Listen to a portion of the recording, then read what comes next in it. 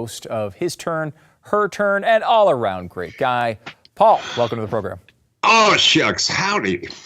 Great to see you. Good to see you, too. Happy New Year. Yeah, Happy New Year. Related, but good to be with you again. Yeah. I wanted to bring you on to discuss something in the auto industry, which is, I think, bigger than the auto industry. It's kind of maybe a point of cultural transformation where, the American sports car, the Corvette, they've come out and announced the new model, and they're started to showing off for the first time. The first time any Corvette has ever been electrified is what they're calling it. Some people are calling it a hybrid, which is kind of weird when we're talking about this because it's not fuel efficient. It's not it's not a Prius. It's a Corvette. It's really, really fast. What do we know about this new car? It's called the E-Ray, or that's the terminology for it so far. What they've done is they've taken your basic C8 Corvette with a 655 horsepower engine, and then they've added two electric motors, or one electric motor up in the front anyway, adding another 160 horsepower to it. So you wind up with a darn fast Corvette. That's kind of a hybrid, for lack of a better term, and it becomes the first all-wheel drive Corvette as well. Now, I don't think that the people in Buffalo, for instance, a couple of weeks ago are going to say, gee, I can take my Corvette out and go slogging around in the snow or the ice. But technically, yeah, you could say it's an all-wheel drive Corvette. Darn fast, but remember, there are a couple of other additions. You know how my heart beats with burning Mother Nature's joy juice in a car. I am not. I'm not a huge fan of electrics because I like the sound of internal combustion engines rather than a Norelco, and I know that they will have a market for this. I know that I would not be among them, but there are going to be people who will, and God love them. That's great. That's what makes America great, is the choice. Yeah, it's an interesting approach because you would still get that sound with this car, right? I mean, this is still it's got the V8 engine in there, but it feels like it's an intentional choice here to help people like us who really enjoy the internal combustion engine, help us transition to the future we're going to get whether we like it or not. Are we in a 12-step program? Yeah, I think we are. Is that what this is?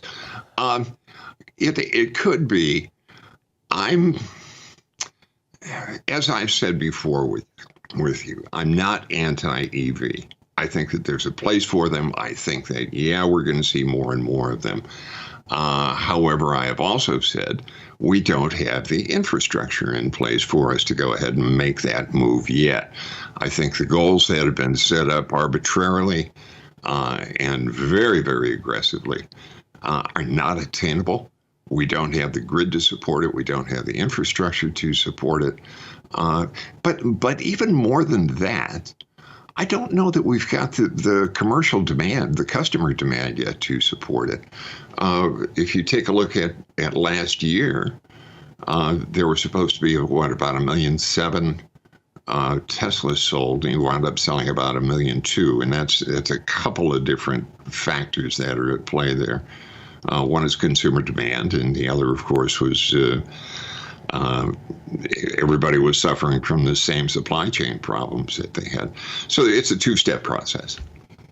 I'm wondering how you see the cultural impact of this. It really is, I think, when you look at this in history like this, Americans love their cars. Americans love their V8s. Americans love their Corvettes. And here we are, the first time they're moving away from this. We saw this with Porsche as well, as they went to, which is a beautiful car, the Taycan, but it's a total change. And they're calling it a turbo, even though it's not a turbo. Here, this is a Corvette that's, I don't know, is it really a Corvette? Well, I've got a couple of 1,000 pounds of Zuffenhausen steel in my garage. I think that Porsches have to sound like Porsches, and Porsches make a particular noise that is particularly joyful to the ear of people who enjoy that car. the problem is, I think, Stu, is that even with as much indoctrination, with as much of the drum beating that's going on now for the electric vehicle, you've got a situation where we've got 3% of the people who want them. I mean, there's plenty of cars to go out there and buy them. And that's the other thing that's going on with Tesla right now, too. You see numbers shrinking in their sales. And there's more and more product out there for people to be able to go out and purchase. You can go buy a Mustang. You can buy, pick a line. The new Kia products and Hyundai products are terrific for that. The F-150, for instance, won North American Car and Truck of the Year Awards Truck of the Year. And the other nominee in that category that really stood a chance was also an electric truck. So the demand is not there yet. We're still looking at 3% after all of the drum beating, after all of the indoctrination that we've been going through, and all of the shaming for burning fossil fuels is going out there, and the public still isn't beating down doors to buy them. There's a market for it, sure. Yeah, there's still a long way to go. I want to ask you about Tesla a little bit, because I think the media wants us to believe that their problems, stock price has gone down quite a bit, sales are going down, they're cutting prices. They're for the first time seeing some real competition in their market, and they're starting to struggle. The media wants to tell us basically that that's because Elon Musk is focused on Twitter and not focused on Tesla anymore. I don't think there's much evidence to that. Is it just a situation where market effects are telling Tesla, hey, we've got a slice of this market that you can fill, but if you're going to be one of the big guys, you got a long way to go. Well, they do. And the other thing there is that it's not all the media. It's not the people that I talk to on a daily basis who are in the automotive media. You have a lot of consumer media, a lot of general media who are out there talking about, this is the direction we're going to go. And they're largely very uninformed about it. The other thing, and I hate to say it because I'm really conflicted about Elon Musk. On one hand, you've got a very interesting guy who I think really is making some interesting moves and positive moves for Twitter. I think that's going to help, and that's still playing out. The other part of that, though, is that he's got a 12-year-old car out there now.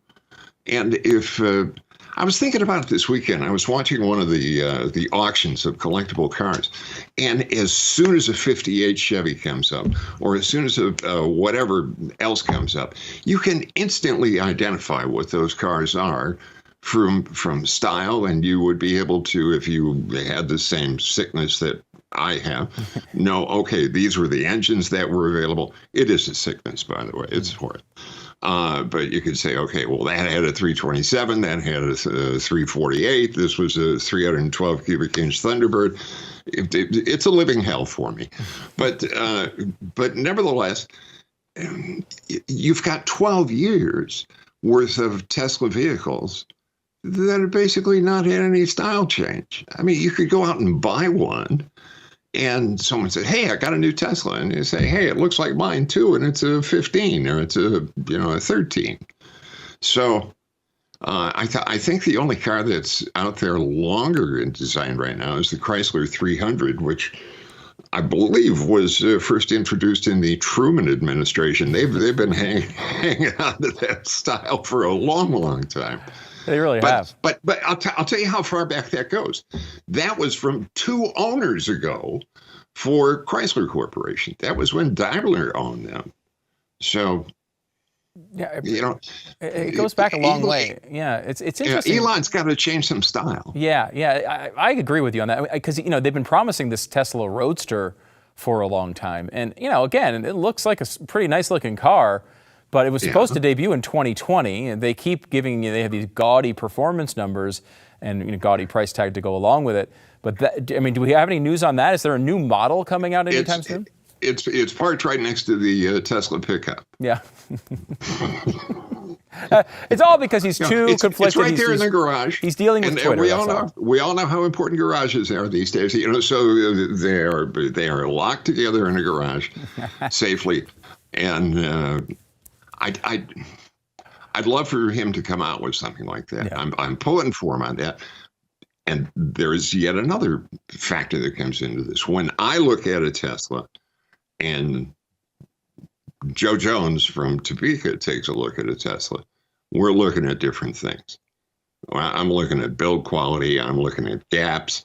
I'm looking at paint thickness. I'm looking at, and I got to say that I have never, ever been knocked out by the build quality of the Tesla. And then when you take a look at Jaguar coming, with Audi coming, with Mercedes coming, with Mustangs, with all kinds of cars, these people know how to build cars. They've been doing it a long time. And on those cars, when they ship them, the gaps are right, the paint is right, the interiors match up, the stitching is even. All of the other stuff that's in there, it's the little stuff that really makes a big, big difference. I want to go kind of go the other way. Everyone's going to the electric cars. We're learning about electric, Corvettes and Mustangs and all this stuff that seemed to be, would have been sacrilege not that long ago. On the other side, here in Texas, there's a company making a car that is proudly going entirely the opposite direction. The Hennesey Venom, 1,817 horsepower, Paul. This thing is nuts. God bless him. Yes. John Hennessey is a pretty interesting character, and if you take a look at this vehicle, it's obviously a supercar. There's going to be about 100 of them built. The coupes are all spoken for so far, but Stu, you can now order a convertible if you like. And I know that you have a propensity to wanting to wait for cars, so this might yes, this I might do. be it's my thing. Right in your wheelhouse. I know it's what you do. But there's this other component to it too. You know why this car is here? Because 10, 12 years ago, whenever it was, Bugatti came out with the Veyron. And they came out with a car that said, we'll go 300 miles per hour in the Bugatti Veyron. And not for long, but they will get to 300 miles per hour. Well, now you can go to a Cars and Coffee and see 2 or 3 Veyrons. This guy with a Hennessey, he's going to show up and he's going to be the only one on the block, guaranteed. And there's a factor there that I don't know what that feels like, because I don't have the $2.5 or $3 million to have one of those built. You know who we would have to talk to for something like that. On right after you, but nevertheless. This is a great idea. Let's have Glenn buy one, and then we can drive it, Paul. Yes. All right. I like this. We're going to get this set up for sure. But you know what? That Hennesey Venom, if you take down all of this stuff, and it's all handmade and it's impeccably built, and it really, really is nice. Down at the very core of its engine is a Chevrolet. Really? So it's all rebuilt, but it's an LT engine that it starts life as. It's a fascinating car. It really is. You know what the best thing of it is when they say it's 300 miles per hour, and we wondered, what tires do you put on for a car that's going to go 300 miles an hour? Now, I've driven 200 miles per hour. I don't want to find out what the other 100 it's like. But the thing that I was wondering about was the tire life. And I asked the people at a tire company that was supplying it, and I said, how long do you guarantee the tires for at 300 miles per hour? And they said 15 minutes. Oh. and then they quickly added, but that's okay because it runs out of fuel in 12. It's bad. Don't tell True Glenn story. any of that stuff. We got to get him to buy this thing first. Then we can worry about the tires afterwards. Okay. Paul Right. Bryan, Emmy award-winning automotive expert. He's host of His Turn, Her Turn, and we really appreciate it. Paul, thanks so much for coming back on the program. Thanks so much. Follow me at the Paul Bryan on Twitter too. Do it. See everybody Elon there. says it's okay. Go ahead and do that. Yes, yes. Thanks, Paul.